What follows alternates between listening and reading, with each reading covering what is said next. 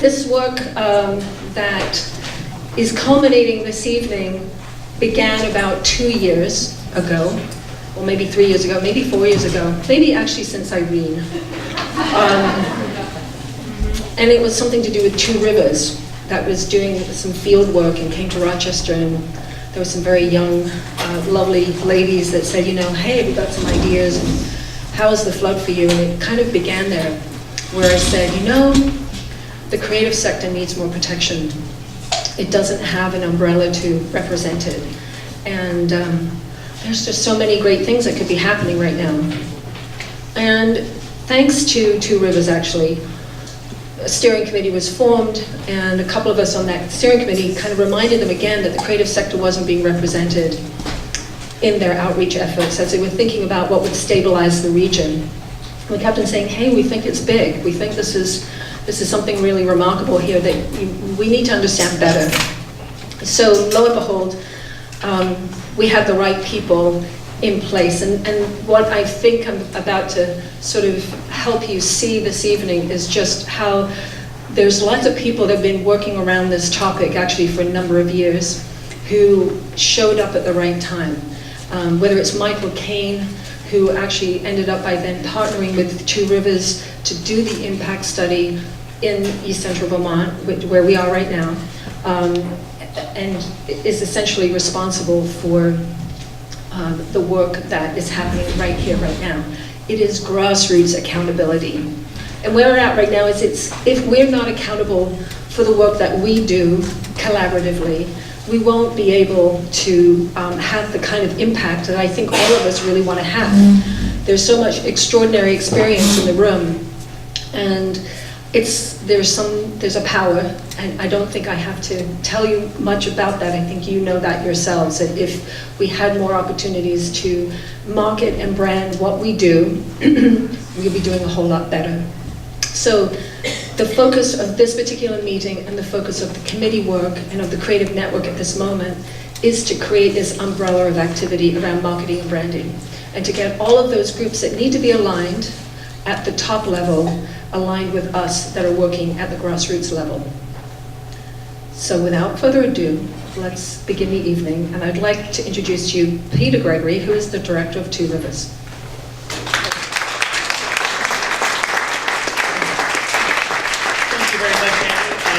Welcome you all to White River Junction. It's good to have you here. For those of you that have not been to White River before, please come back and try out some of the great restaurants and bars in the area. It's really quite the happening place. For those of us that have been around the area for a number of years, it's transformed itself in a wonderful way very quickly. So my role here is just to acknowledge a few people and provide some thank yous, and then we'll start the program. So I'd like to thank Brandon Fox from Maple Street Catering and the Engine Room for hosting us tonight.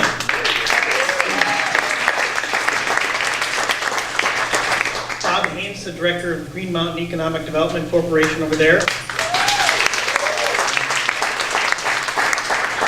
Bob helped locate the space, and this is great space, and thank you for your work there.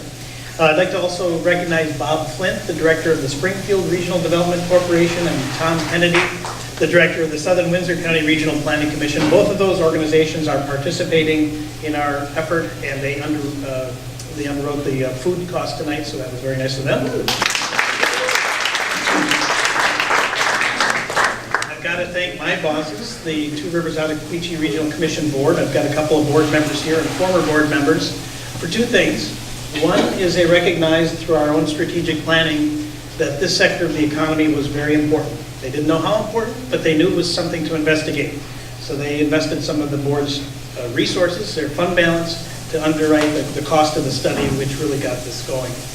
And then the other thing they did was allow me to donate that wonderful piece of art that is going to be the subject of the raffle at the end of the program.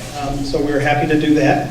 And that leads me into Nick Kekik from the Saga Studios, who did that piece just for this event. So thank you very much, Nick. And good luck to all of you. Unfortunately, I can't win it, nor can my staff, so we're kind of disappointed there, but we'll have to buy our own. I'd also like to thank Amy Cunningham and the Vermont Arts Council for their support through all of our work and underwriting the photographer who's capturing some great pictures of this event. So thank you very much, Amy. The 3CVT steering committee, I won't mention all their names, they're on the back side of the agenda. So we'd like to thank all those people that have been donating their time and helping us understand how to recognize, promote, and advertise the good work that you all do out there. I don't have the names, but we've had 5 mashups around the region over the last year and a half, and we've had over 20, 25 different speakers that have come to talk about how to organize and promote what we do. So without knowing their names, thank you for those 20, 25 people. And then finally, I'd like to recognize my staff, a couple of former staff members that have been, that are no longer here. One works in New York and one's up in Waitsfield. Laura Lee Morrow, maybe some of you remember Laura Lee, she was in on the beginning. She was fantastic. Chris Damiani, who had hoped to be here tonight, he's now in Waitsfield. He did a great job moving it forward. Jessica Richter was helping get everybody checked in. I'm not sure if Jess is still here. She had to leave. Paige Greenfield back there. Thank you, Paige, very much. And Kimberly Gilbert, the glue that keeps this together. Kimberly did a fantastic job, not only putting this event together, but running the 3CV group over the last couple of years. So thank you.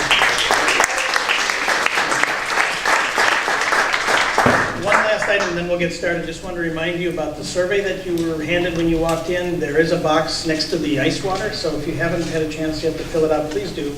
It'll help us kind of gear our activities going forward. So with that, enjoy the evening. Mingle a little bit after the program if you want, and I'll turn it back to Annie to get going. Thank you very much. So as I mentioned earlier, a lot of the committee work that we've been doing has been going on for about 2 years or so, and we've had 5 mashups. One of the very helpful parts of that work was the impact study that was created with Michael Kane, who's a strategic planner for the creative economy nationwide. And we just happen to be so lucky that he summers in Rochester, Vermont, which has been really terrific. One of the great things that he's done is actually provide a lot of definition around what the creative economy is. And just as a sort of as a fun exercise, I'm going to kind of point out some of the categories and wondered if you wouldn't mind just kind of giving a little sort of hand up for your category. So if you're in performing arts, where are you right now? Terrific. So if you're in the visual arts, where are you? Great. And fine crafts, I should say, too. The craftsman is here. Great. And then if you're in design, and that could be sort of, product design, architectural, landscape, graphic design, fashion design. If you're in film and media, there are a few people, right? And then what about culture and heritage? So museums, historical sites, etc. And what about artisanal foods? Who here is representing the food industry? Terrific. And the literary arts, writing, printmaking, publishing, bookbinding, that kind of thing.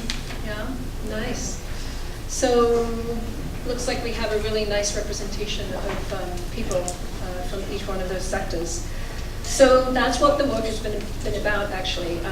We were mandated by this impact study to get going in the community and to put into practice the planning that had gone on around understanding what the assets are of our region, of our 40-town region. And so that's kind of a big job. What we set out to do was to create a way of building a relationship with all of those communities. And so we had what's been called these mashups. We call them mashups. Bring everybody together, have some presentations, understand the organizations, what got them started, what kept them going, and what are the challenges right now. And then also it was a sort of a little bit of a social. And it's now a model that the Vermont Arts Council is using for galvanizing the 4 other zones that have yet to kind of get catalyzed. They're working on it, but they're not quite there yet. And the Vermont Arts Council has just found the funding to get that impact study done for the rest of the 4 zones. Jody Freed is here from the NEK, and he'll speak to what is going on in the Northeast Kingdom. So of the 6 zones, we have 2 articulated at this point. We understand what those assets are. And then the next piece of it is basically what we're here to address tonight. Really, what is marketing and branding for us, and how do we actually sort of have this umbrella over us so that we know what we're working towards and have a really good sort of streamlined system by which we can communicate the work that we do. And so we have a few ideas about that, and we are working to help build the conversation essentially around what that marketing and branding piece will look like for each of the regions, but then what does it look like specifically for Vermont? And I think I'm going to stop right there because I think it would be really great to hear from Jody. Jody, it's interesting. The Northeast Kingdom has a lot of the economic development pieces that are in place right now that are actually more advanced than what we have. So we have different gifts to offer each other as we evolve this conversation and move forward. And so it's really exciting for me that now we have this other zone that's up and running, that the zone, so that the zones can actually start working together and building momentum around the kind of work that needs to be done. So I'm going to hand it over to Jody right now. There we go, synchronized microphones. Hi, everybody. Let's see if I can do this. Welcome and thank you all for coming tonight, and a special thanks to everybody who was involved with putting this together and for the invitation. As Annie and I started speaking about this stuff, we very quickly realized the similarities and the consistencies and the alignment between our 2 regions. And while there's clearly differences between the Northeast Kingdom and your region here, more similarities exist than differences. And I think that that's probably true throughout Vermont. There might be pockets of Vermont that are different. Chittenden County is a very different area than perhaps some of our more rural areas. But as a whole, the state, I think, faces very similar challenges and has very similar advantages and assets that need to be celebrated. And so as we started the conversation, we felt that it would be really great to share some of that so you can see what your counterparts in the Northeast Kingdom are seeing and facing. And I'm going to just do a real peripheral view and review of what the work that Michael Kane did and some other work that we've done. And then I can open up to questions if that's appropriate, or we can wait till the end. But so to start, I'll give you the context in the Northeast Kingdom, which is when we went into the study, we had no idea what we had in terms of the data and the metrics. And what we found out was that there is a very robust creative sector. So 9.4% of the workforce in the Northeast Kingdom is working in the creative sector, which is really tremendous. That's 3,300 folks out of 35,000. So there's 3,300 folks in a very rural area that are working in this sector. We had a very specific piece of information I had asked for, which is what is the total dollar amount on an annual basis that represents. And when we got the figure back from Stephen, and he had crunched all the numbers, the gross domestic product for the creative sector in the Northeast Kingdom is $115 million. So if you take nothing else away from this conversation tonight, that's a good number for us in the creative sector, or maybe 3 or 4 good numbers for us to be talking about, right? Because if we want to get the attention of the folks that are doing policy, of the folks that are allocating resources, very quickly their heads go from here to here if we mention numbers like 9.4% of the workforce, 3,300 workers, and $115 million. That very quickly gets people's attention. We didn't have those numbers before. We knew we had a very healthy sector up in the Northeast Kingdom because we worked in it every day. We had a lot of anecdotal evidence. We didn't have those metrics to be able to talk about it. Michael and his team did a great job of pulling together those numbers and really doing an incredible job of giving us the tools we need to articulate in the bean counter language, in the language that perhaps we don't often speak in our sector, and we don't speak enough, to be able to communicate that to the sectors that have historically been driving all of the decision making in our communities. So in the Northeast Kingdom, there have always been and historically been 4 legs to the economic and community development table. And that is, there's been agriculture, there's been manufacturing, there's been professional services, and there's been travel and tourism. There wasn't a leg for the creative sector. And it was always siloed, I would say, and historically siloed under travel and tourism. And we were there, and we were looked at as something that, from an economic development, community development standpoint, as something for folks when they came up to visit to do when they weren't skiing, when they weren't going to maple sugar facilities. They could go to a student. And so that historically was the plan. And so the challenge, and why we're all here tonight, and I think, as Annie said, the grassroots effort of us getting together as a sector is, how do we change that conversation? How do we move that in a different direction? And what do we need to do that? Well, the stuff that Michael and his team has given both of our zones is the stuff we need to do that. It is the language, it's the semantics, it's the data, it's the action plans, the recommendations, it's the basic ingredients we need. But now we need cooks. We need people to take that and actually work that and come out with some results and some products. And that's going to be the folks in this room. Nobody's going to come in and do this work for us. I can guarantee that. It's going to be all of us doing it. So that's the context. One other bit of context, and I don't know if you guys are facing it, but the job projection numbers in the Northeast Kingdom are grim. Demographics are like this workforce-wise. So we have a projection right now that in the Northeast Kingdom, by the year 2030, there will be somewhere a 20 to 30% drop in workforce in the Northeast Kingdom.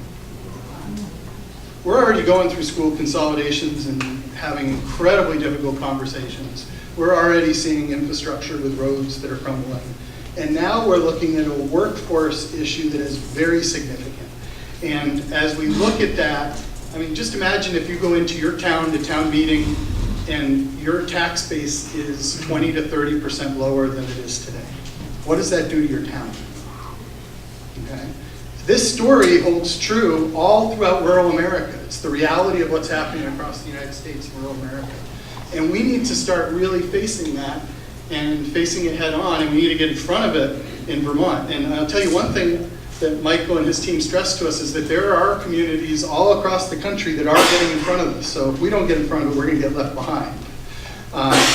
But he also stressed that we are so well positioned because a lot of those basic assets, the things that are listed in these reports, we have here already, whereas other places need to build them. So we're starting at a different point. We can make a quicker jump. But I brought up the workforce numbers for you because when you look at new workforce and what millennials and younger workers look for in terms of places they want to live, two of the top characteristics that bubble up in every single article that you read and every single study that you see is, number one is recreation and experiential living. That's the top thing. You know what number two is? Creativity. They want to live in places that are vibrant and rich and creative communities. I got to tell you, I can't imagine a place that's better positioned to attract that workforce if we can get our act together with our story and our branding than Vermont. We have incredible recreation. We're a gateway to every single mountain and mountain bike trail, and I mean, the recreation is rich in Vermont and it's natural, and we have an incredible artist community that is here working village to village across every ravine, across every ridge. I know in the Northeast Kingdom you can't go more than a mile without falling on a studio. They're everywhere. And we have to figure out how do we communicate that and how do we invite that workforce to come that will want to be here if we can create that story and craft it. So, just a few other things, and then I'm going to go because I'm long-winded. Let me just run through the results of the study. There were 5 big recommendations. that Michael's team came up with for us. And they're going to sound very familiar, as I said at the beginning. So the first one was to establish creative entrepreneur and business development system. What is this?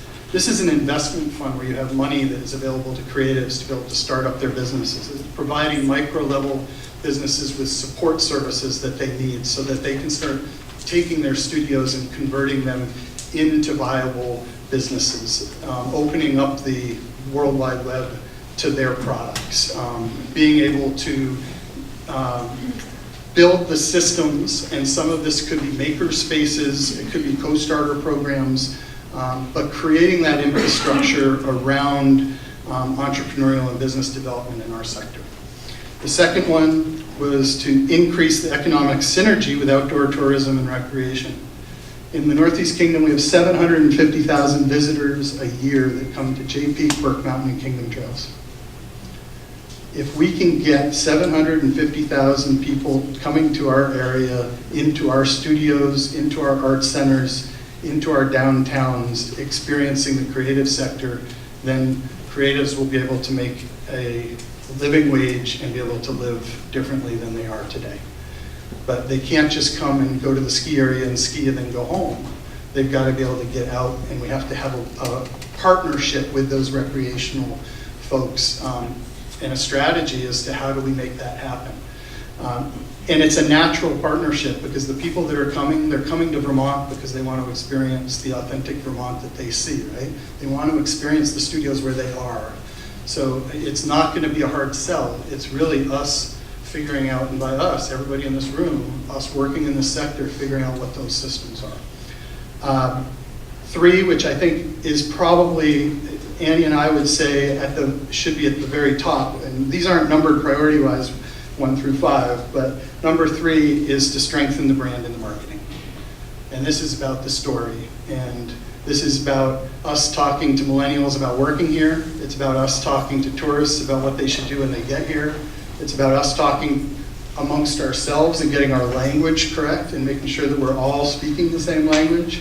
And it's also about us working with Montpelier, the Vermont Department of Tourism, and the agencies in Vermont to make sure that our story is being told and that the story of Vermont is incorporating and reflecting the story of the creative sector. Number 4, to nurture, attract, and retain creative talent. This is about creating the new workers through internships and through education programs, and it's about providing professional development and the nurturing our existing creatives so that they can get better at what they're doing. This would be if you have a studio and you're interested that you may want to put your stuff on the web, how can we get you the skills that you can operate on the web? Those types of programs. And the last one is expand opportunities for collaboration, and that's events like this. It's us getting together and there's a tendency I've come to realize in the Northeast Kingdom, and I'm guessing you guys do as well, is that as creatives, we tend to have a real intensity that drives our work, and that's what brings out the brilliance and the genius in the work, right? It also at times is very isolating, and it makes it very difficult for initiatives like this and this heavy lift that we need to do as a sector to take place, because most of us are doing our thing, we're in our studios, we're doing our work, and we're really focused. Well, we need to find some balance there, and we need to come together, we need to figure out ways to talk, to work together, and to figure out how to move forward together. And that's why these types of events are so important. So, I think that's a good spot to... That's fantastic. If you just switch...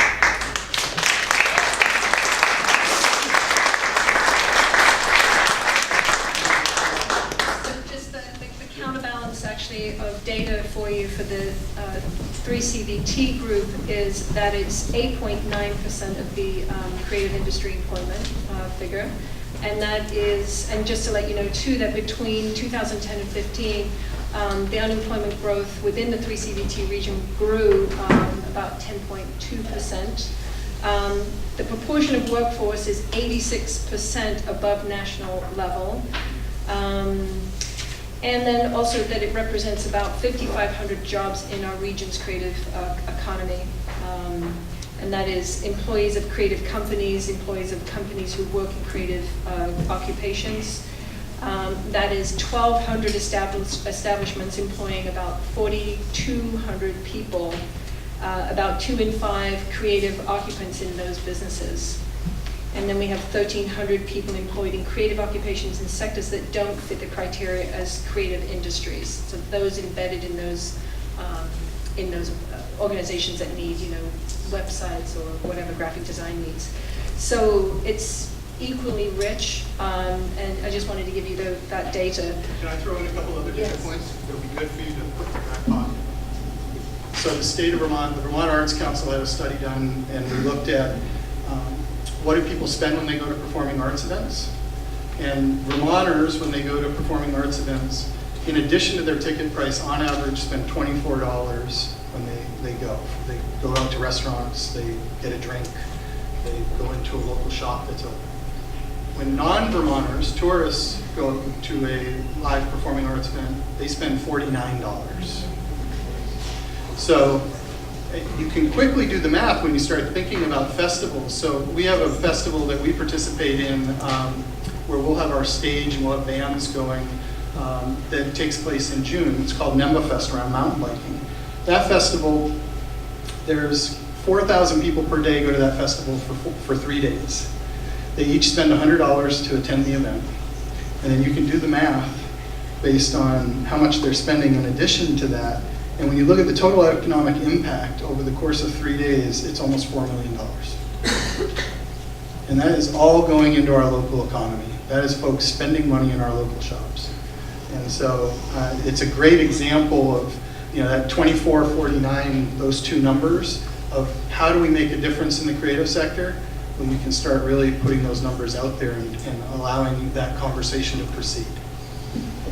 And then just to put one last final piece on this kind of work right now, if you think about what Fountain Plate has done, if you think about what the ski industry has done, it's basically our turn to now do that kind of work where it's a cross-promotional and completely community engaged kind of activity at this point. So this is our day, this is our moment.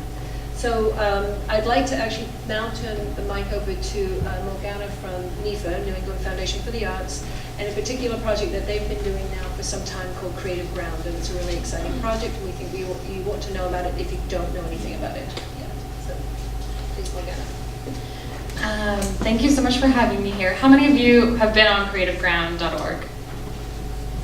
Awesome. So, for those of you who haven't, it's a free online searchable cultural directory for all of New England. We are the only region that has something like this, but it includes things like nonprofits, that's libraries, that's museums. It has artists of all disciplines from performing to visual and crafts. And then it also has creative businesses with the acknowledgement that artists are creative businesses, but we do make that distinction. And that's creative businesses like recording studios, design studios, architecture firms, things like that. So we've also been undergoing a planning process for the past 6-ish months, 7, 8. It's going on for a while now, and we're very excited about where things are going to go with Creative Ground, mostly because there's a lot of interest, not just here in Vermont and here in your specific creative zones and in your towns, but across the entire region in having ways to zoom in and out of what is in your community. So right now, I pulled some numbers before I came, so I'm gonna say more numbers at you. So actually, how many of you are from 3ZVT? Okay. And everyone else is from around the state, I'm guessing. I live in Boston, so I'm a stranger in a strange land. How many from New Hampshire? Oh, okay, wonderful. So this is maybe relevant to you as well. So specifically in 3CVT, there's about 412 profiles on Creative Ground. I may have missed a few towns because we have this one option called Explore, where you can check off the boxes of your town names, and see who is there, who's doing the work, who's present. And of those, it's about 120 artists, 106 creative businesses, and 186 nonprofits, which ends up being between 12 and 15% of what's in Vermont in general, as the whole state, numbers-wise. And then also, specifically in 3 CVT, the top disciplines that we have are music, multidisciplinary, theater, non-arts, non-humanities, which you're like, why would that be in a cultural directory? That's things like community service organizations, independent presses, public TV and radio also currently have that checked as their top discipline, which brings me to another point, that this data that we have is user entered. Only New Englanders can have profiles, and as creatives, you're in charge of how you categorize yourself. We do have a set of lists, but if it doesn't represent you, we want to know that, because that reflects the creative economy, who's here, who's doing what, and lets you have an accurate picture so that you can tell your stories of what you're doing and what makes you a unique region, unique town, things like that. So the reason I read you some of those top disciplines is because if you live here and you're like, well, that doesn't sound like what I would think the top disciplines in my region would be, that's also something that we would want to flag, because we really want to have those connections on a community level where you are able to poke your neighbors and say, hey, we know that you're here, but if you post it on Creative Ground or if you freshen up your profile, then we can see who's here and who's doing the work, and be counted as a member of the economic community, creative economy, and build more connections and collaborations from that. So some different ways that people use Creative Ground right now is individuals or organizations, is as a website or portfolio, because it is completely free. The infrastructure and data has been built by NEFA. We've been doing creative economy research since the 70s, and this is a merger of 2 previous cultural directories, and it continues to improve, and we continue to accept feedback as well. So some artists use it as a free professional online portfolio. You can also use it to see, again, who's in your town, who's in your region. You can also keyword search for certain types of artists that you might want to hire, or a venue at which to present. Which brings me to, only New Englanders can have profiles, but anyone can use the site. So perhaps someone visiting Vermont might use the site to see what's in the area that they're going to. Or perhaps artists that are touring are looking to New England to see what towns they can get to, which actually, some of NEFA's programs are geared toward presenting performing artists across New England, but that's a story for another day. But some of those artists are referred to Creative Ground to find presenters to form those partnerships. And then we also really are looking at real-time tracking of who's in the community. So again, that's flagging your neighbors for accuracy, and then finding ways to highlight the connections that are already happening. So we have an I Have Worked With section where we highlight projects and connections between profiles, and we kind of want to build upon that with some of our planning going forward. We have lots of exciting new ideas, and I'm really excited to hear all of these things that you said, Jody, because it is in alignment with a lot of what we're thinking about with our planning. Because New England, I have maybe slightly more regional, what's the word? All of those, perspective.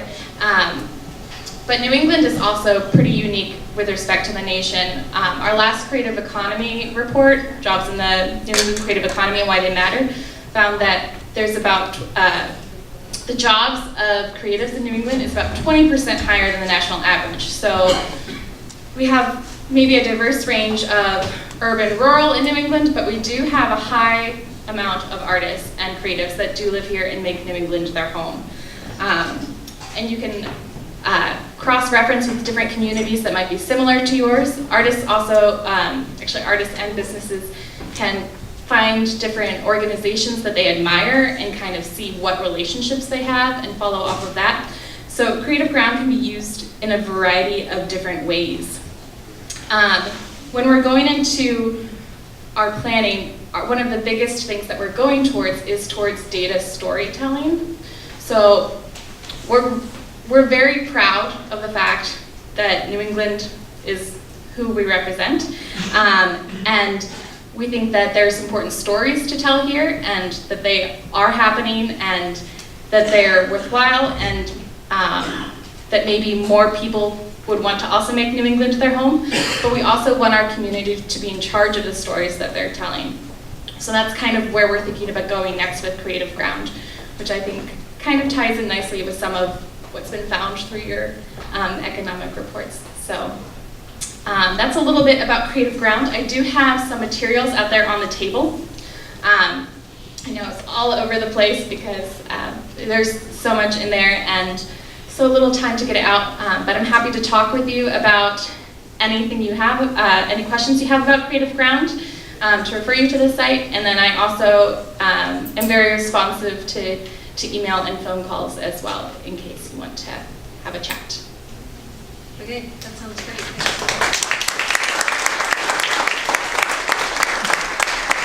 Does anybody have any questions at this particular moment for Morgana or myself or Jody?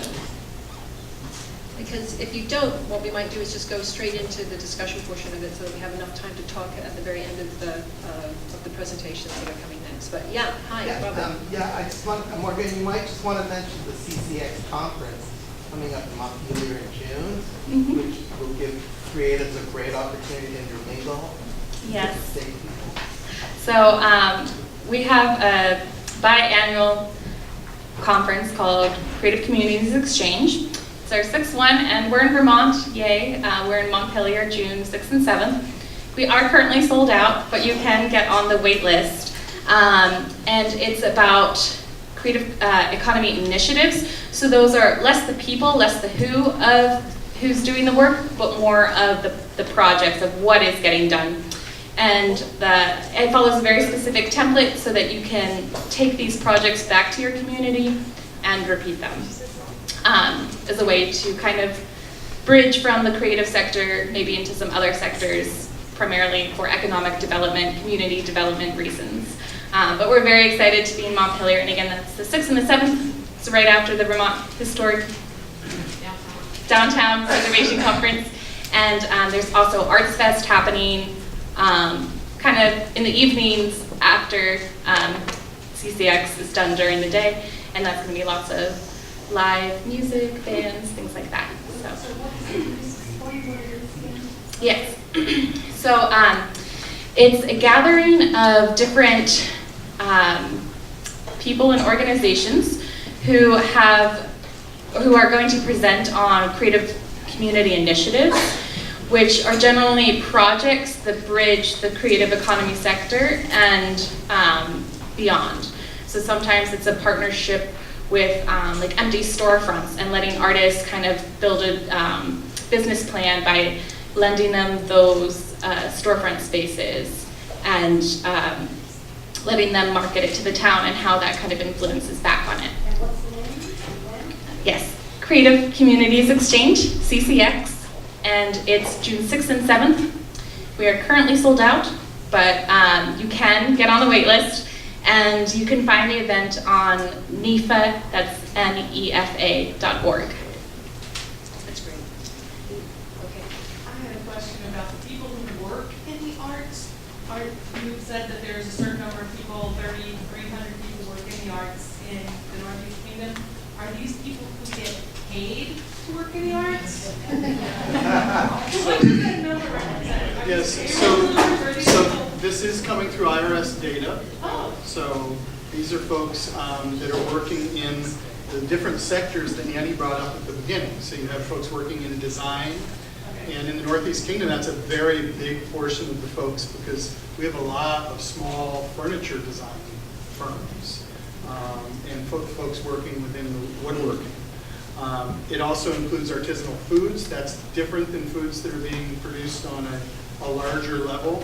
So it could be craft beer, but not a brewery that has large distribution. And that methodology as to how they chose that, and Michael could speak to more details, but it's very fixed, and it allows to have common metrics across the 100+ communities that this type of work has been done. So the methodology and the numbers, you're comparing apples to apples as you go community to community. Terrific. I think we should move on to the panel discussion right now. So I'd like to call up Andrea Rosen, curator at the Fleming Museum and now the founder of the Vermont Curators Group. Please come on up, if you wouldn't mind, Andrea. And also Amy Cunningham, who is the assistant director of the Vermont Arts Council and the lead for the Creative Network, and Michael Kane, the strategic creative economy consultant. Thank you so much, Jody, and thank you, Morgana. Thank you so much.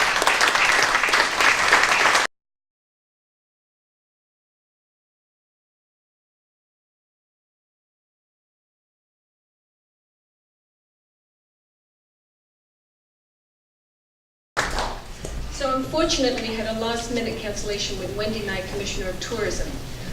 But there's enough experience in the room tonight to actually speak a little bit on behalf of some of the initiatives that are happening there and the good work that's actually afoot. So, but before we begin talking about marketing and branding specifically, I'm going to actually pass the mic over to Michael Kane, who has done the 2 impact studies that we've been referring to, and is here to actually give you a little bit of the background to all of this work that's happening in Vermont.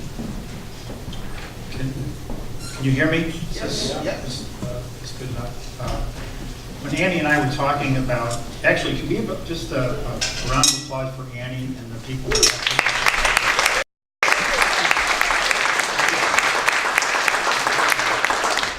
it's a lot of work, as you all know, and it paid off. So it's a great job, and it's great to have so many people from so many different parts of the region. When Annie and I talked about this event, we thought it would be helpful for somebody in here, in the panel, and then the speakers to answer the question, how did we get here?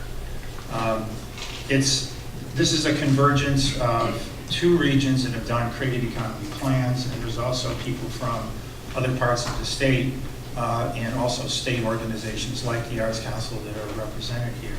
And how did this particular blend and mix of people come together?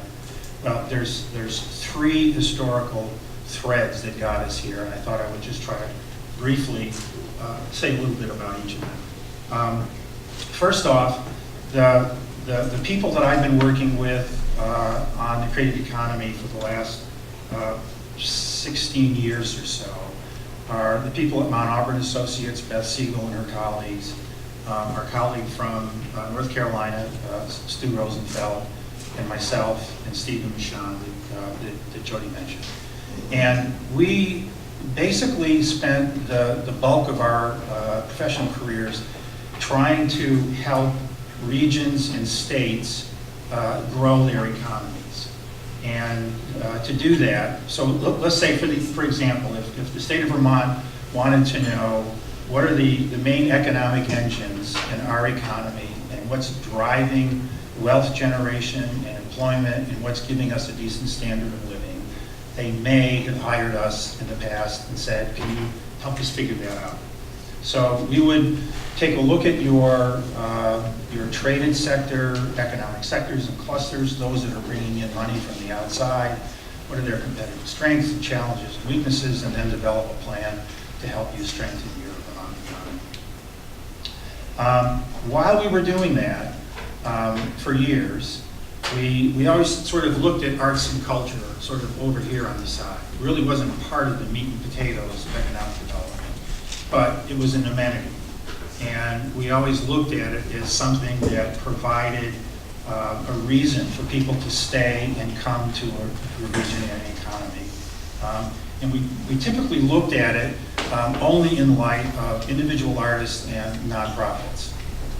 So we acknowledged it in our strategic plans, but we didn't really make a big deal out of it. Until we did an economic development plan for the Bath Brunswick area of Maine. Do you know where that is? I used to live there. Really? Oh, wow. It all comes back to Bath and Brunswick.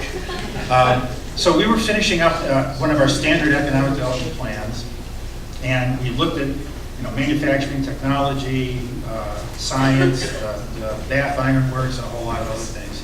And then Beth and I were talking and said, well, since we were doing this during the summer, we saw quite a few artists displaying their works. We saw a lot of studios, we saw a lot of art galleries, we saw a lot of potters, photographers, jewelers, some dance troupes, some small theater,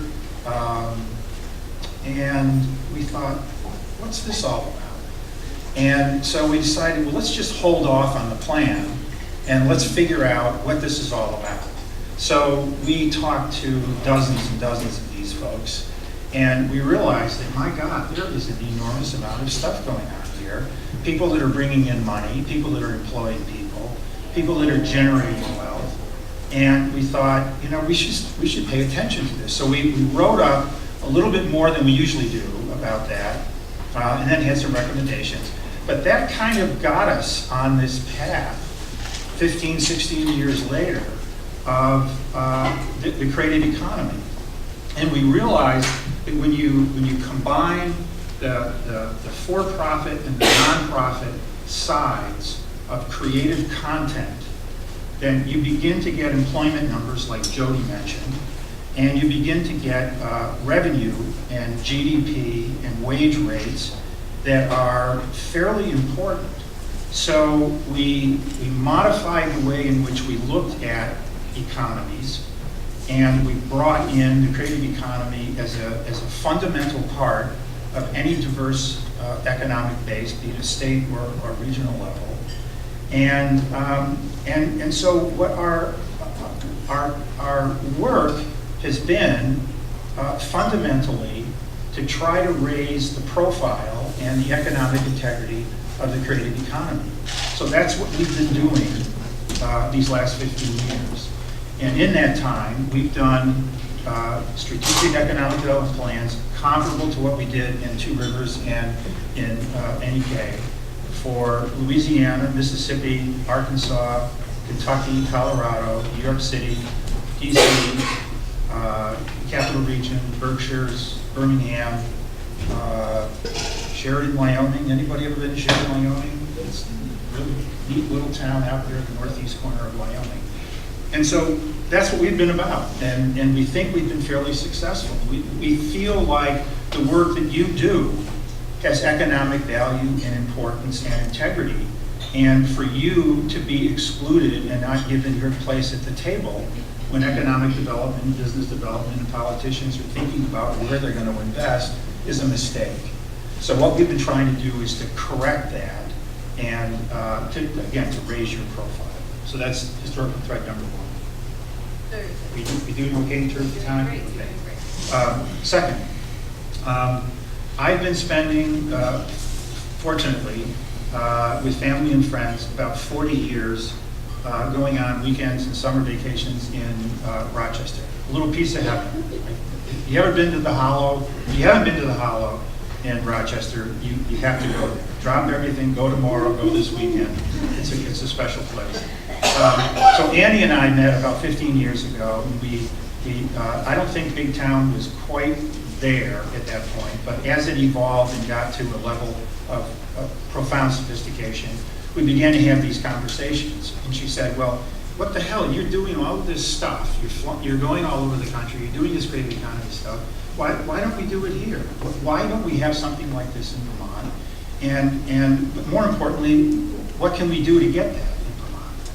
So we had a couple of conversations, and we had this pivotal lunch in Bellows Falls, hosted by our true friend, Robert McBride. The state of Vermont has thousands of National Historic Registers, places, and markers. They've got to do something for Robert McBride. I tell you, the guy...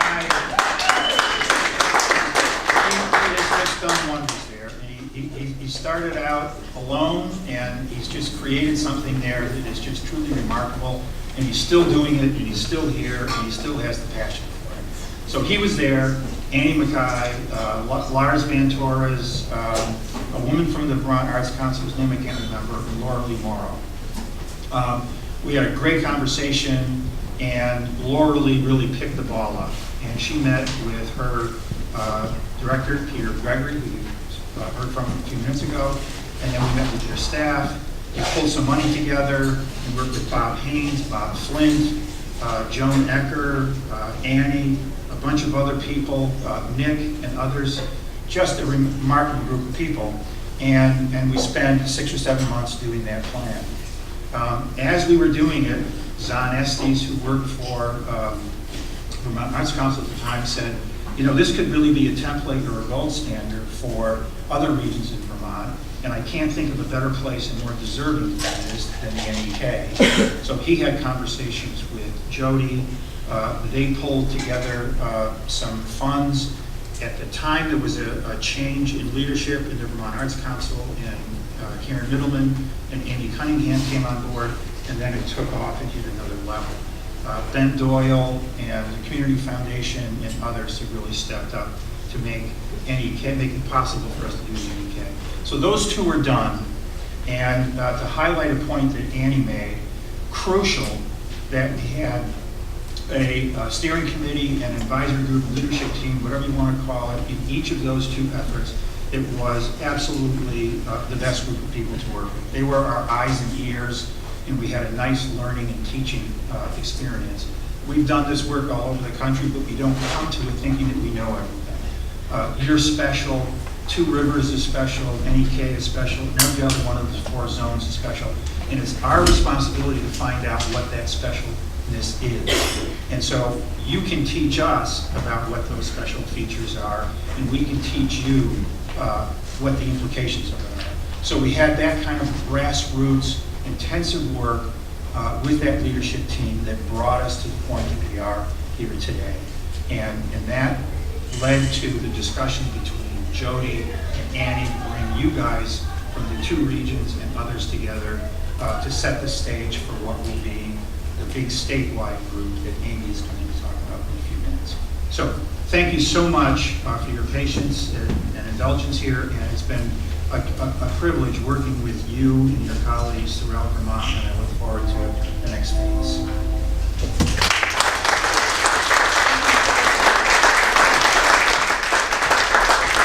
So now it's my pleasure to introduce Amy Cunningham from the Vermont Arts Council. Thanks, Amy, for being here. There's going to be feedback. Can you hear me okay? Yeah. Hi, everybody. I'm Amy Cunningham. 1 year in as Deputy Director of the Vermont Arts Council. I think I align myself with the heritage and literary sectors of the creative economy, although I love and appreciate it all. I do work for the State Arts Agency, right? So I have to be aligned with all the disciplines. So I came to this work having come from the Vermont Humanities Council and the Vermont Historical Society, which is where Andrea and I connected. And I think just really briefly, Andrea and I worked together on an event at Arts Riot in Burlington a couple years ago. Michael Kane and I met doing downtown Barrie creative economy work probably 12 years ago. And Annie, I spent my 37th birthday buying something at your Big Town Gallery. I never told you that. Anyway, those are my creative economy experiences with this esteemed panel. I'll be really brief. So part of my job at the Vermont Arts Council, I have the pleasure of coordinating, helping, cheerleading, herding this Vermont Creative Network initiative. And as has been mentioned, it kind of bubbled up 2014, 2015. It was a very happy coincidence that it was happening as this other creative economy work was coming up. We took the mantle of the creative economy work on the statewide after the Agency of Commerce and Community Development let go of the Office of Creative Economy, which was there for a short period of time. So it seemed like a really important role for the Arts Council to take on. Arts Council has been around since the 60s. We are the state arts agency, so we are primarily a grant-making organization distributing federal and state dollars. We are, fun fact, we are the only state arts agency in the country that is a separate private not-for-profit. So that if that ever comes up on Jeopardy, it won't. But so that gives us some flexibility and to take on this kind of advocacy things that other state arts agencies aren't quite able to do. So in terms of the roles of the Vermont Creative Network, there's kind of 4 primary things that we're going for. One is connecting creatives in the creative sector through networking events like this. We, as Jody said so well, oftentimes folks in the creative sector are working in silos, working intensely, sometimes in solo capacities. We know of many people working in the creative sector in Vermont who have very little market in the state itself. So providing opportunities for us simply to meet each other is really powerful.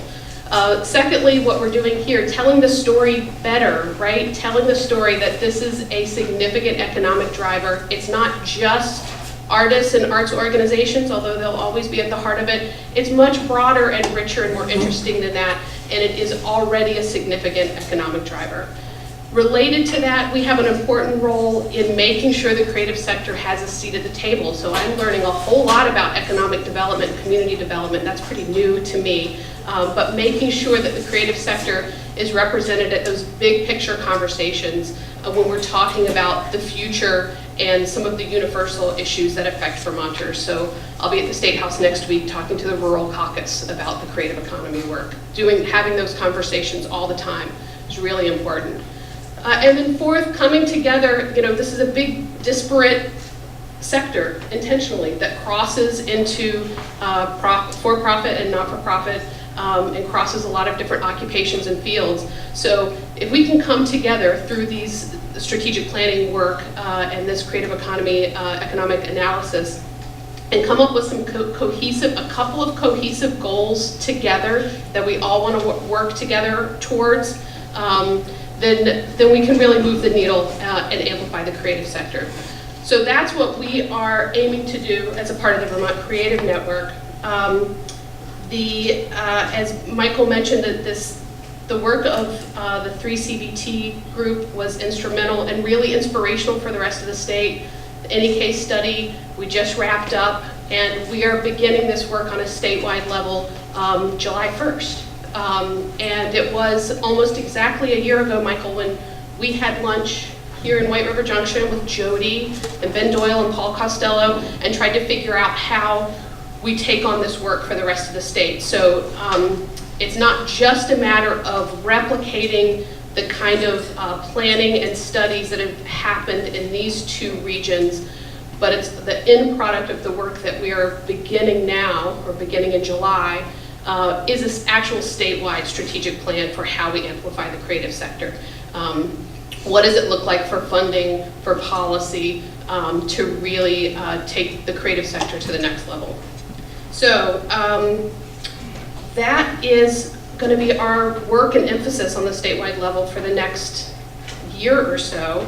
I do want to mention, Annie, when you brought up at the beginning in terms of coming together right after Irene, another kind of parallel initiative that we are happy to be a part of at the Arts Council is forming, it's kind of reforming, but creating a network for emergency response and resilience, and for collecting agencies, for arts organizations, for artists. What does it look like to have a resilient network that helps prepare and respond to emergencies in the arts and cultural world in Vermont? So that's an important parallel to keeping this sector thriving. I'm going to stop there. That's a perfect place, actually, really perfect. The next person I'd like to introduce you to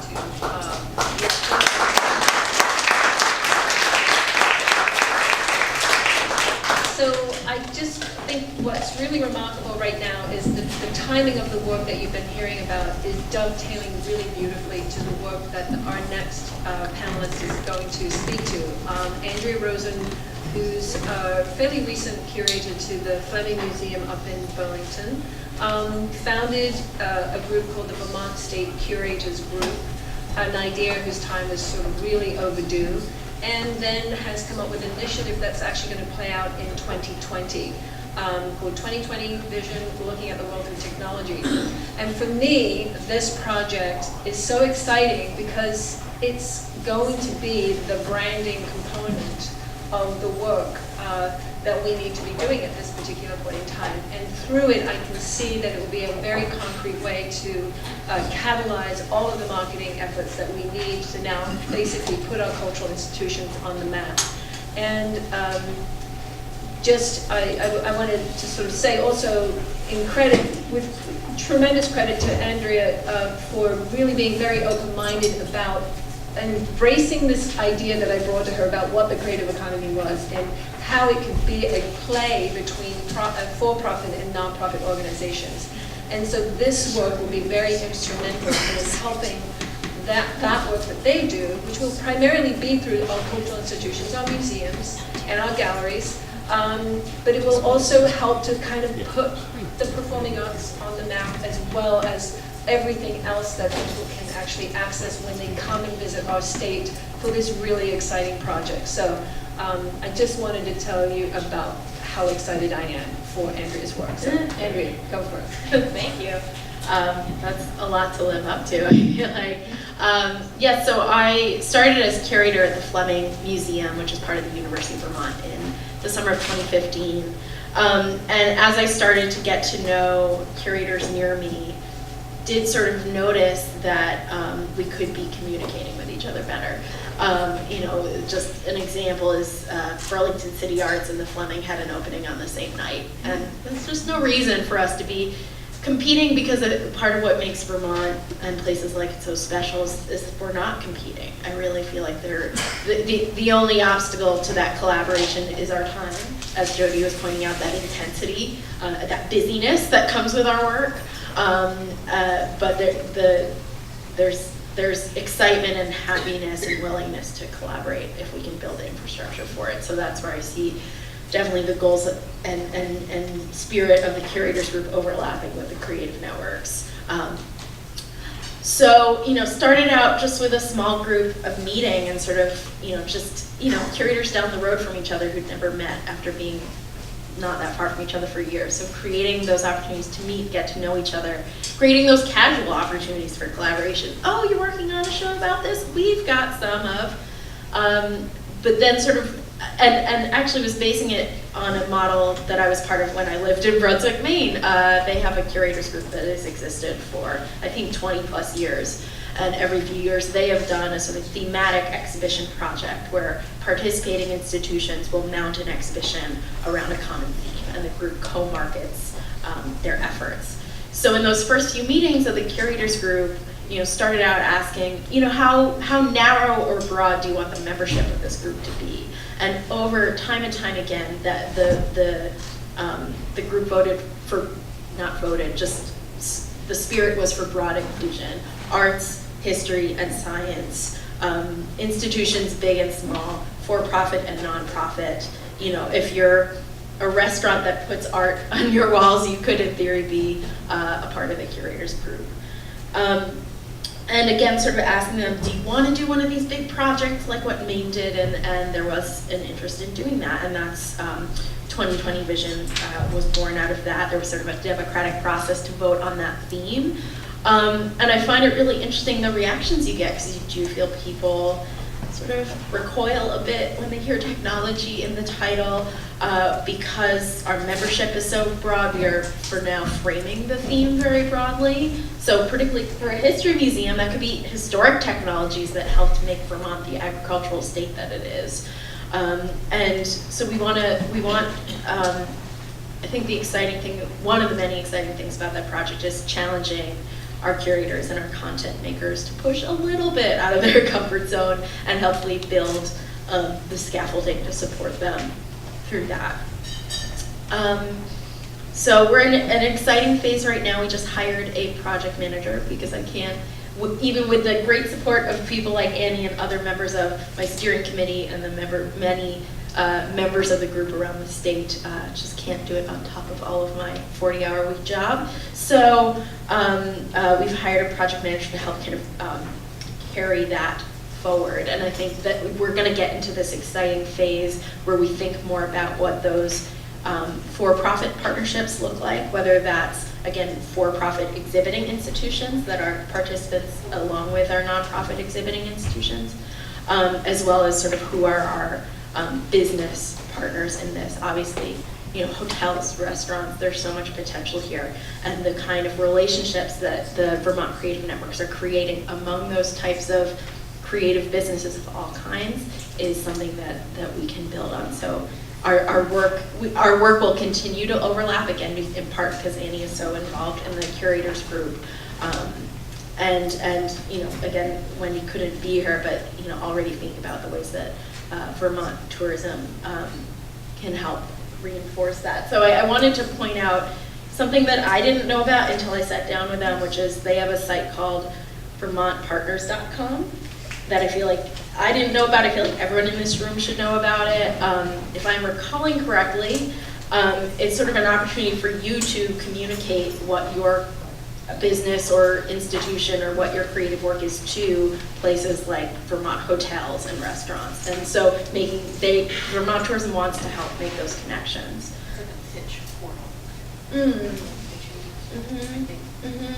Yeah, and they have, you know, that email list, and then they also have an email list to potential Vermont tourists who want to know what you're doing. So it was interesting to hear, I think, about the Creative Ground website and that compiling of institutions and what they do and who they are, and as well as artists and creatives, because that's something they're doing, that's something Vermont Tourism is doing, that's something we will do.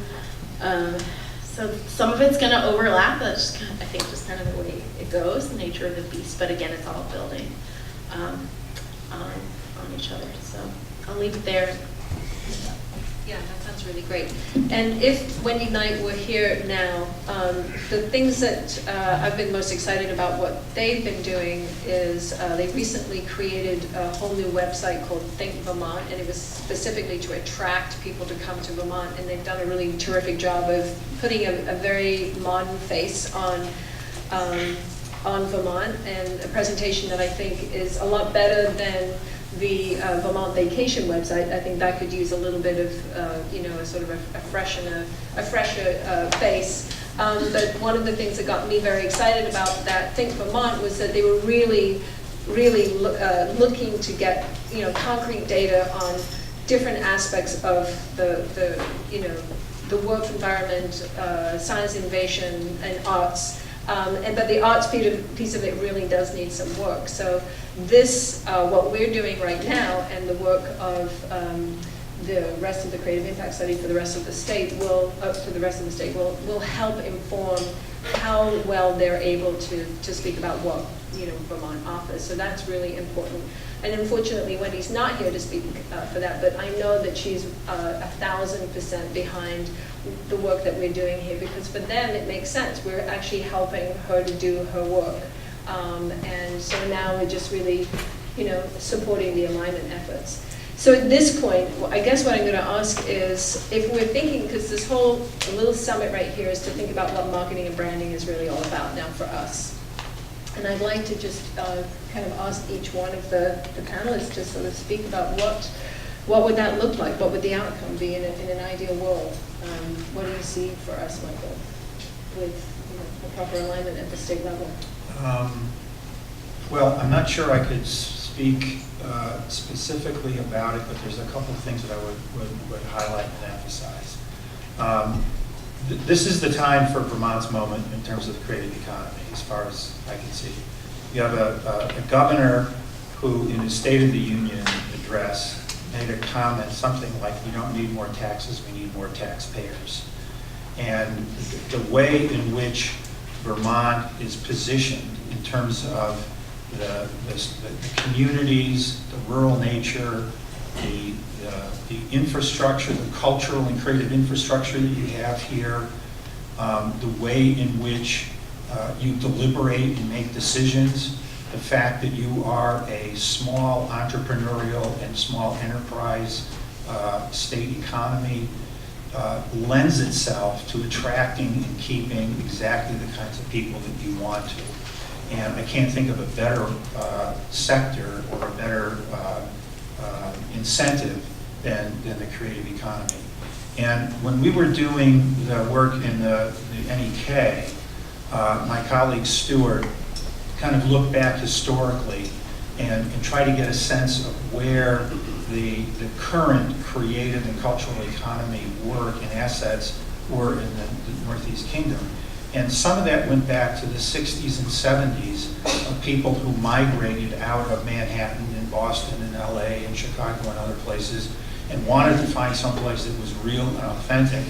And to some extent, some of them found the Northeast Kingdom. And over the course of 30 or 40 years, that convergence of those newcomers and the creative and cultural content that they brought with them was a nice complement to what was actually part of the rural fabric and the culture of the Northeast Kingdom. So I may be making a little bit too much out of it, but it seemed like it was just a wonderful marriage of so many of the writers. When we did the NEK project, I looked at a lot of the literary and literary arts industry there and could see in the writing of Reeve Lindbergh and Galway Cannell and Frank Mosier and others how they found the inspiration for their writing in the culture and the rural environment of the NEK. Anyway, I think that there's a basis for making the creative economy a pivotal part of the Vermont's identity in ways that it hasn't been to date. I think as Annie mentioned, you guys invest a lot in this state in food and agriculture, and it's really shown. I mean, that brand, that image, and that identity is world famous. The same for your outdoor recreation. And what's begging here is for the state to do the same and making that kind of investment here. And what we saw, and I'll conclude by saying, what we saw in Two Rivers and the NEK, there's absolutely no question that the richness and the depth of what you have in your creative assets in those two places are emblematic of what you find in other places.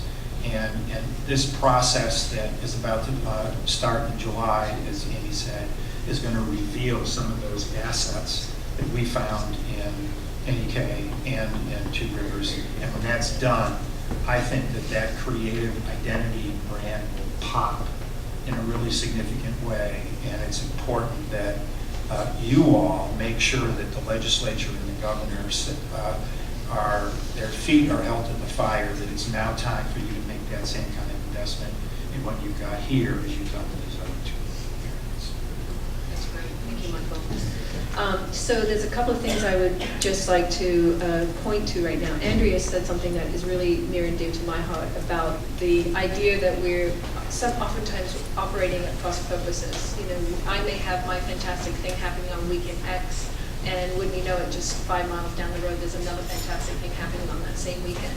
And you know, so I've often thought that wouldn't it be fantastic if we had a single stream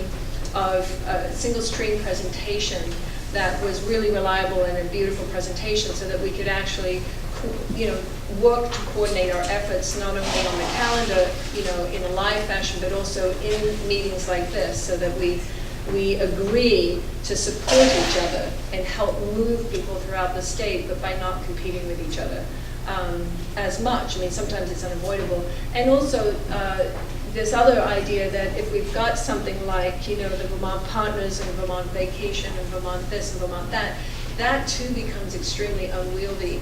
So, and it's a lot of repetition of the same thing. And this idea that we're the ones, like my institution is the one to do the right thing in this domain or that, I think it's sort of like it's time for us to kind of like mature the idea that it's not practical to keep duplicating the efforts, and it's not functional. And to a certain degree, there is actually like a plethora of beautiful cultural arts on any given weekend in the summertime, almost to like, you know, a ridiculous degree. Or there are great entities that might pop up and say, hey, I'm going to be this, but they're, you know, just five minutes down the road, there's been this entity that's been there for 25 years. And so wouldn't it be great if we were fostering the conversation as well about how we can support each other, or those people that have been doing it well that might need a little boost, or, you know, some funding in that direction. So I guess I'm going to put the same question to Amy now about like what would an ideal outcome of this network and a focus on sort of the unified marketing and branding be in your mind? What does that look like? What Michael said? Gosh, I think that a lot of wiser people have covered a lot of ground on this tonight. I think I always go back to the history. I'm a history dork. That's where I kind of start. So I do think, you know, when you meet Vermonters, maybe it's a little bit of a stereotype, but we all kind of pride ourselves on piecing together a lot of jobs, right? That's part of the kind of farming economy, agricultural economy has been for a long time. It's certainly the roots of the creative economy, right? I mean, how many of you all are piecing together 4, 5, 6 different gigs to make it all come together? And I think that that's part of the ingenuity of the entrepreneurship spirit that we have to build on in the state. And it does, it's deep in the roots of the heritage of this state, and it's part of the future of this state. I think that one of the things that was so inspiring to see Michael's crew and the great advisory team and Jody and all of the really just motivated and enthusiastic people in the Northeast Kingdom come together around flipping the narrative, right? We hear so much about what rural towns and what rural economies don't have. And this study was a real celebration in the incredible assets of what we have, and just how do we take it up a notch. On that note, I do want to mention that kind of the timing and alignment of all this nationally, the National Governors Association has been working with the National Endowment for the Arts and the National Assembly of State Arts Agencies on a guide for the creative economy and rural prosperity. And so it's not only a range of case studies, you've probably spent some time with it, really. So it's a ton of case studies of the very best examples of the way that the creative sector is kind of the hope and the future of rural economies. Vermont's mentioned 3 times, of course, as a great example, but most importantly, there's some real action steps for the things that we need to move it forward. And I think that's the sort of thing that gets the attention of the governor and of the legislature. So I think that is a real hopeful asset in moving us forward. I think to answer your question, some efficiencies I think would be great as we move forward. Some coordinated efforts. I think, you know, the state, Wendy couldn't be here, but the state Department of Tourism and Marketing has the 49th smallest budget of any state marketing group agency in the country.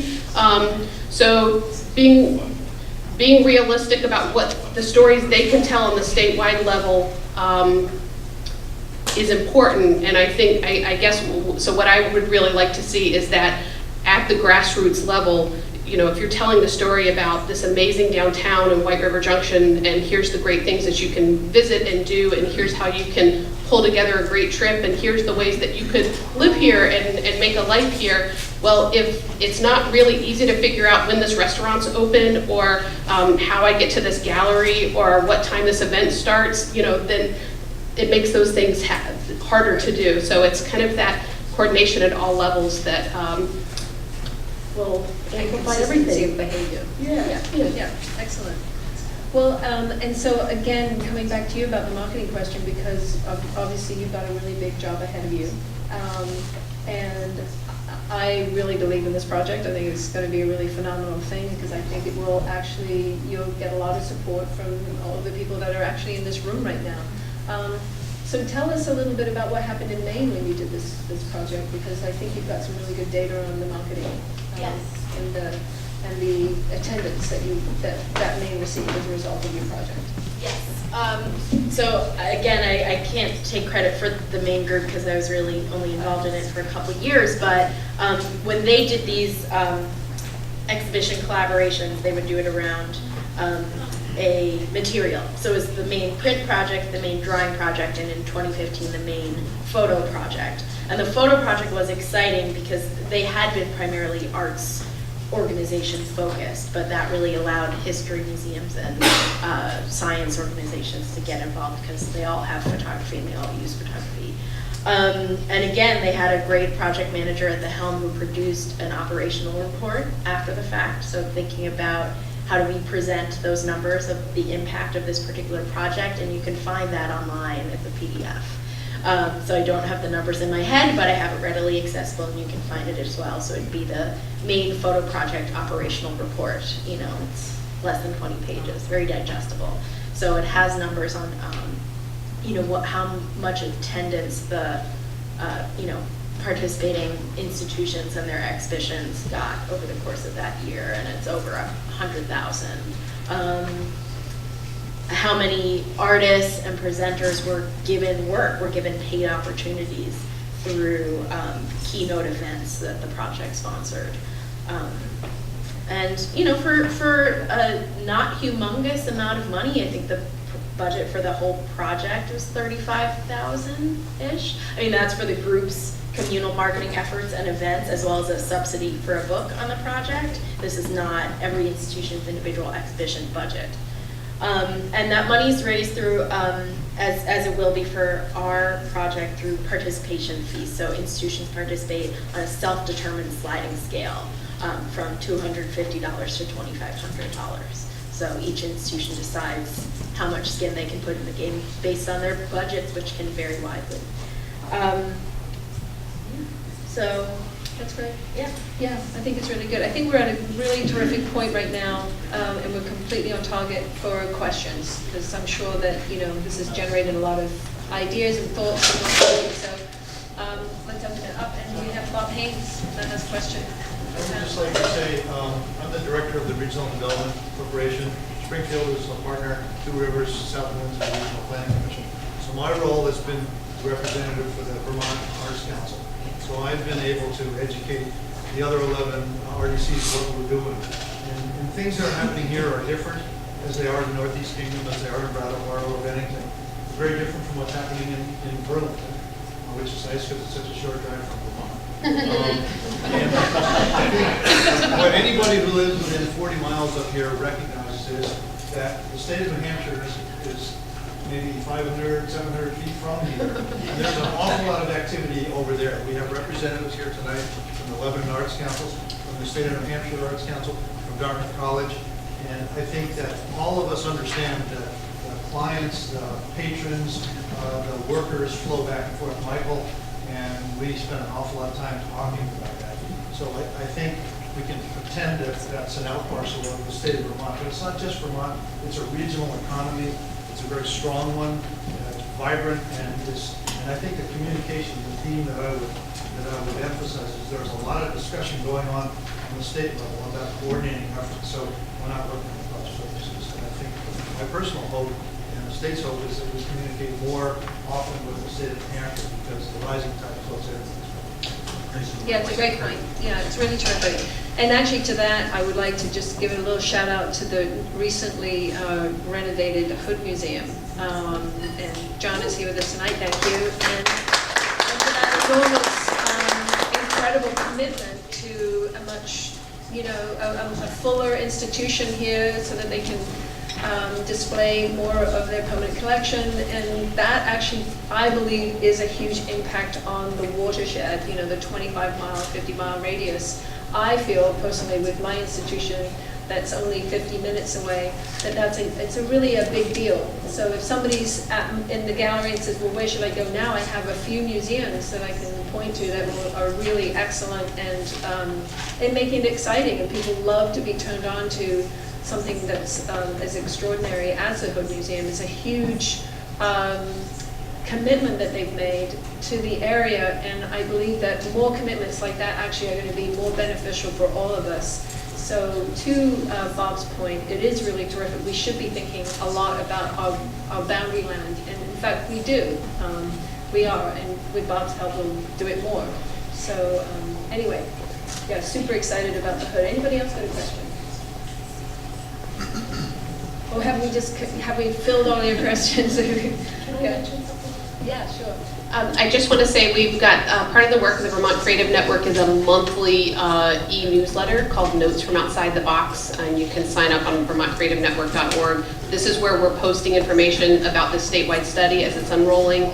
This is where we post all the information about events like these that are happening throughout the state. And you can see the full reports of both of the studies we talked about tonight on the Vermont Creative Network website also. Yeah, terrific. Yeah, go ahead. Hey everyone, Emerson Gale with the Seven Stars Art Center over in Sharon, Vermont. And my question is, as a teacher and an arts director, I'm wondering about, is there a registry of educational, arts education events for the state, and inclusive of New Hampshire, of course, as we're so close, only one river separating us, that as you're talking about bringing in millennials and actually, attracting more young folks into it and creating the intergenerational synergy that is necessary after the boosting and the image of it all. Family events, right? We all love that, especially with tourism. I'm really curious about efforts and initiatives you all have heard of to compile lists of classes, workshops, schools, and bringing together educators and finding out who of artists are interested in offering education services as well. Well, just a little bit. I'll let Amy speak. I know she has something to say, but 7 Days does do that, and they do a really pretty good job of it. Not so much on this side of the state. Well, I know. I actually say that I'm in the Bermuda Triangle, actually, and it's taken a long time to get them. But yeah, anyway, I can't complain though. They do get around the state, and they do a pretty good job. If you're a regular, if you submit the calendar. To the calendar entries, you can get them. But also, like one of the ideas that we've had around a sort of a single stream portal for the state. So if you're on Think Vermont, and it's right now got a category of North, Central, South Vermont, the idea that we've been floating is, well, wouldn't it be terrific if we had the 6 zones there? And so when you click into that zone, you have a map with all the assets, just like Google actually offers already. And then you have the Ever Wonder listing of calendar of events that you can check for that week. And that obviously would be up to us to keep updating. I don't know exactly what the hurdle is here to making something like that happen, but it's long been something that I've been like, can we just do that so that we all have one beautiful place to go as opposed to everywhere? And also for businesses, it's extremely time-consuming and expensive for us to have to submit to all of these different places that are, providing the service of a calendar or something like that. But anyway, that's the business person speaking here. That's what I would love for me. Amy's got an idea about something. Well, I'll just put another plug-in for the Creative Ground Directory, which is, when you go to the Arts Council website, it is what's listed as the Arts Directory is our Creative Ground filter, and there is special filters for teaching artists, which is our kind of jury pool of amazing teaching artists from around the state. That's been the heart of a lot of the arts education work that my organization's been doing for 40 years or so. And then we also have we have an arts calendar that is, again, self-populated and searchable by region and sorts of activities that is a good asset to use. We use the events that are populated in that calendar to populate the e-news that we send out to many thousands of people in our arts mail every week. So that's how those featured events are generated. Does anybody else have another question? Yes. I hear you talking a lot about thinking about marketing to the outside of Vermont audience, and as a millennial raising a family in Vermont, I'm really curious about how we're engaging the audiences who are here, and how we're thinking about accessibility in ways not as providing services necessarily, but cultivating, building, and diversifying the arts experiences that are available as a community member, I'd love to see the marketing more honestly target the people who live here as well. That's a great point. That's a really super point, actually. Yeah. Do you have a point to that, Eric? No, I just have a hope-for outcome of the work that we are trying to do, and that is a legacy amendment modeled after Minnesota's legacy amendment, 3/8 of a penny sales tax to go to 1/8 to Department of Natural Resources, 1/8 to historic preservation and downtown redevelopment, and a third 1/8 to go to the arts. I vote for you. I know the governor talks about not wanting to raise taxes, and that's all well and good. We need to invest. Right. The program that he had to bring in, how many? He was hoping for 100 new Vermonters, or was it 10? I can't remember. But if that same money had been invested in an arts organization or two that employ people, they would have probably more than met that quota. And they would be living here right now and probably having families and buying homes and investing in their communities. So a legacy amendment would be great for Vermont. And there's no reason why we can't have that kind of investment in our Department of Natural Resources, in our historic preservation, downtown redevelopment, and in the arts. Just look at what's happening in New York State. And it was so successful in Minnesota that people voted for it, and 10 years later, they voted for it again. Yeah, excellent.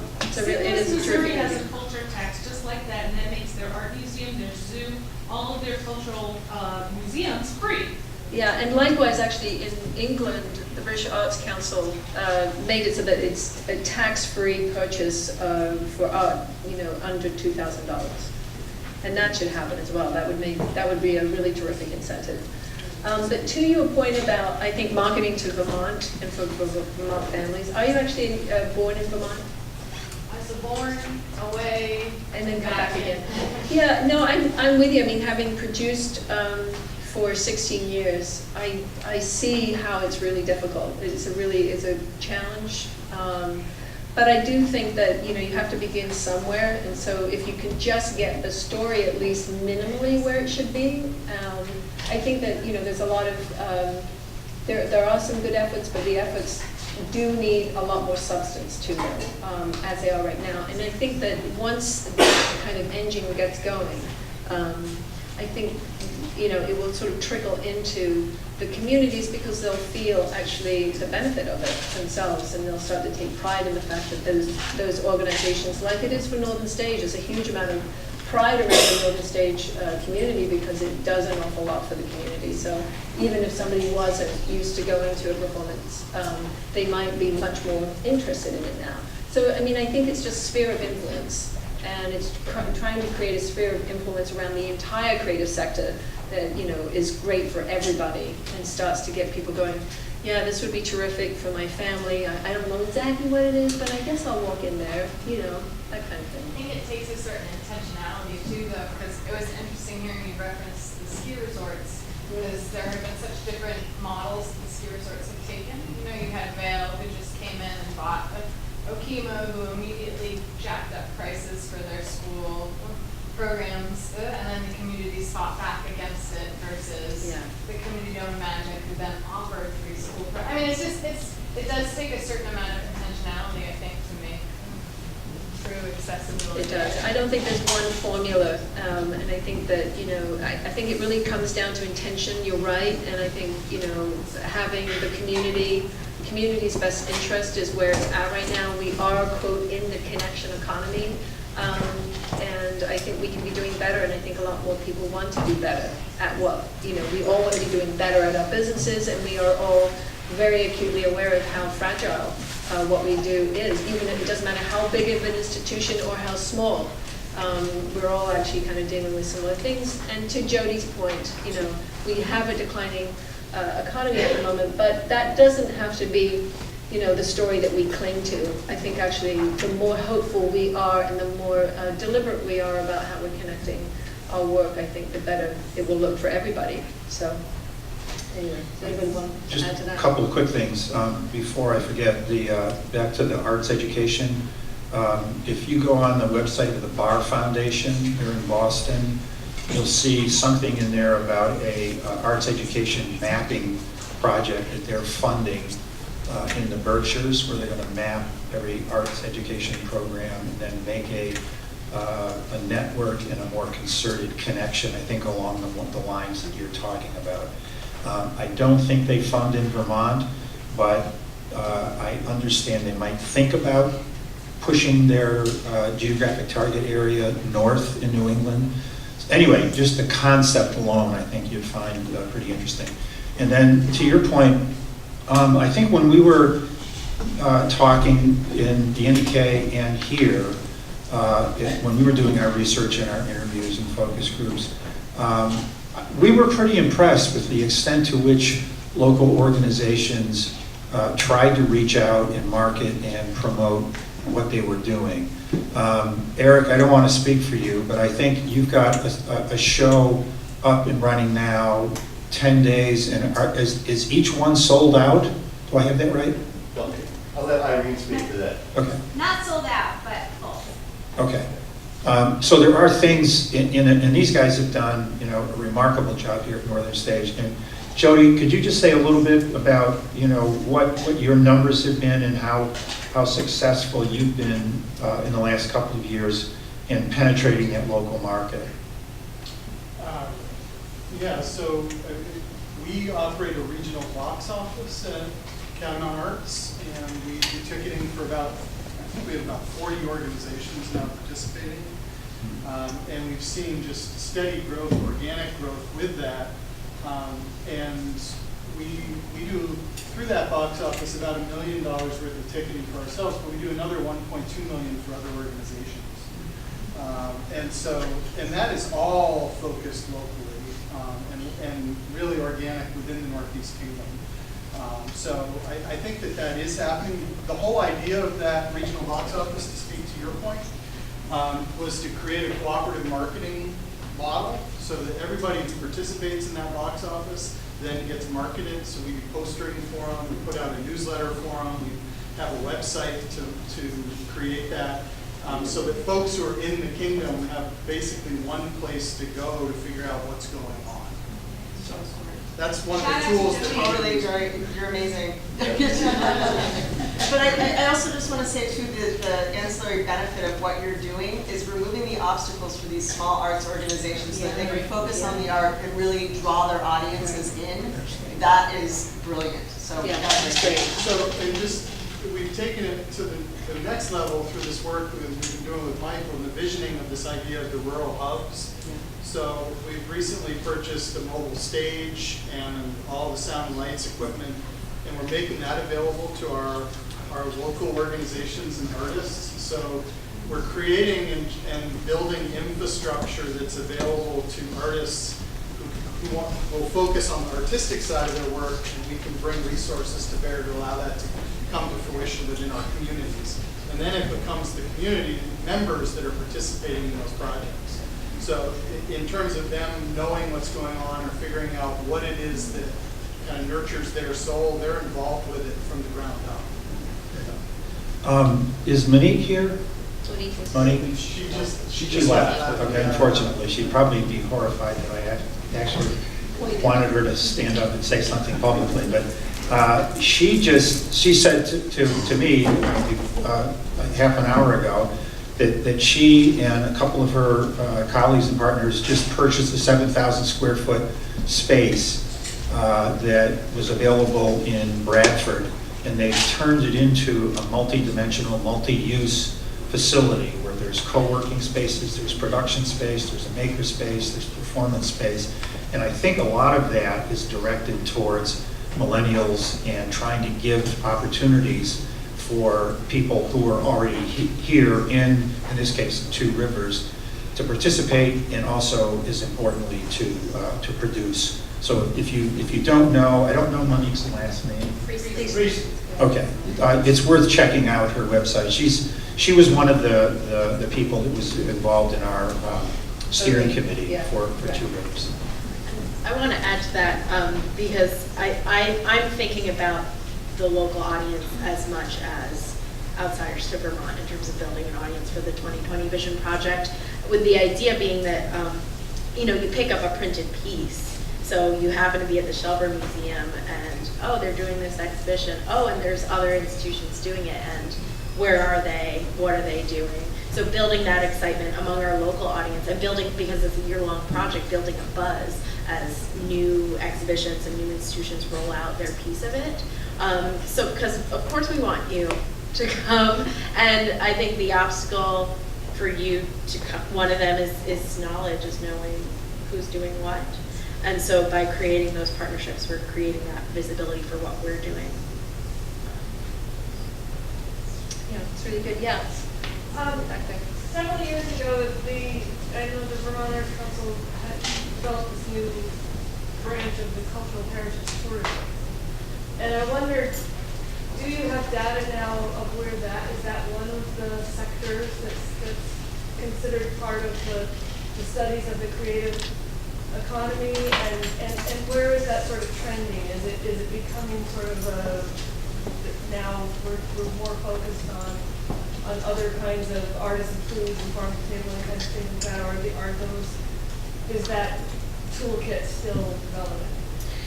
Yeah, that was, I moved to Vermont in 2001 to work for the Vermont Historical Society, and at that time there was a group called VCCI, and I cannot for the life of me tell you what that stands for. I'm sure Robert McBride knows, but it was this whole, it was like, let's get the arts and cultural organizations together to collaborate and think together about what they can do to lift up the state. And so I guess, to answer your question briefly, this creative economy work is kind of built upon that, and there was some really outstanding work done by the Vermont Council on Rural Development to take that a step further in the late 90s and do some model projects in 15 towns, I think, across Vermont, including Bellows Falls. Robert is nodding. I must be close to being right.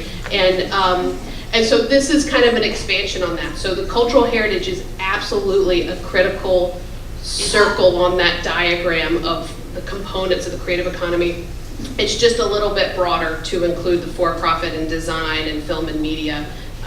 So that piece is still there and is still important. Do you have a sense of, is it more sort of, let's take our local culture, the assets of our local culture and tell that story, and that's how we draw tourism? Because that's how it was sort of the cultural heritage tourism. But to your point, sort of what's relevant to people that live and work here now, and as the demographics start to change over, I just wondered if that's something that's evolving, or is it going away? I wouldn't say it's going away. I think it's one facet of a broader story that's about lifting up small Vermont communities. But yeah, that's I'd like to think it's a little bit more. Relevant to arts. I live in Randolph, and there's been this sort of thing like, how do we tell our story? Yeah. So you're talking about branding, but I know you have a great divide of some people who are like, we want it to be telling our story for the people who live and work here now, and there's other people who are no, we need to attract people to our area. That's what we love with about the T word, the tourism word, and there's a big divide there. Yeah. So I think we have to move on because we should kind of wrap this up. We've only got a few minutes and we've got a drawing to do, but Eric, you've got a final note? I just think we have to think about our definition of tourism. Right now, at the Brett Center for the Arts are at least 150 people from New Hampshire, just across the river. They are actually tourists in White River Junction.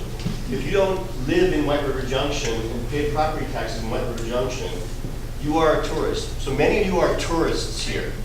So the work that we do to promote our activities, to be of and for the community, really expands beyond the boundaries of the actual community in which the arts organization or artist is working.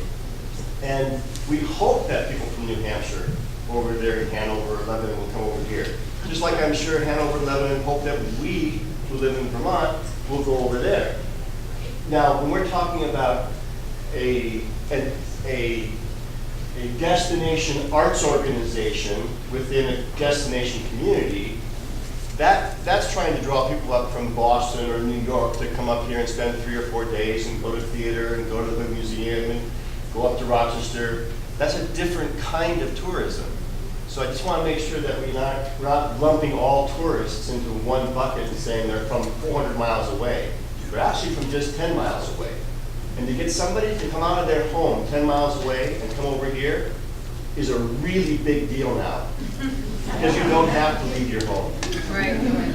So every organization or every individual, every business that is getting someone to get out of their home to do something, we should cherish those organizations and make sure they're well financed, because we're going to need them. Yeah, I agree.